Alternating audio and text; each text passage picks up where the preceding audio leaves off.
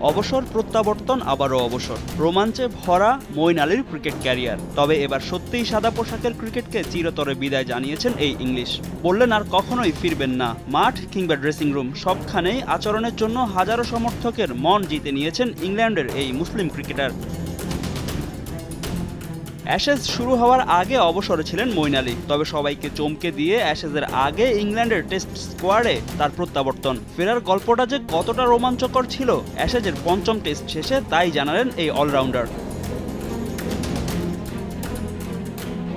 ইনজুরির কারণে অ্যাশেজের আগে দল থেকে ছিটকে যান ইংল্যান্ডের নিয়মিত স্পিনার জ্যাক লিচ। তাতেই চিন্তায় পড়েন ইংলিশ কাপ্তান বেন স্টোকস। উপায়ন্তর খুঁজে না পেয়ে অ্যাশেজের সঙ্গে একটি প্রশ্নবোধক চিহ্ন লিখে পুরনো বন্ধুকে টেক্সট করেন স্টোকস। প্রথমে সিরিয়াসলি না নিলেও পরে দলের প্রয়োজনে ঠিকই সাড়া দিয়েছেন মঈন আলী। অবসর ভেঙে ফিরেন সাদা পোশাকের ক্রিকেটে। ইংল্যান্ডের অধিনায়ক কেন তাকে ফেরালেন সেই প্রমাণটাই দিলেন মঈন। শেষ টেস্টে অস্ট্রেলিয়ার দ্বিতীয় ইনিংসে 3 অজি ব্যাটারের উইকেট নিয়ে ইংল্যান্ডের জয়ের ভিত করে দিয়েছেন তিনি। তবে মঈন জানিয়েছেন এই ম্যাচই তার টেস্ট ক্যারিয়ারের শেষ ম্যাচ। কেউ অনুরোধ করলেও আর ফিরবেন না তিনি। স্টোকস আমাকে আবার ফিরে আসার অনুরোধ করলে আমি তার পাঠানো মেসেজ ডিলিট করে দেব। টেস্টে আমার পর্ব শেষ।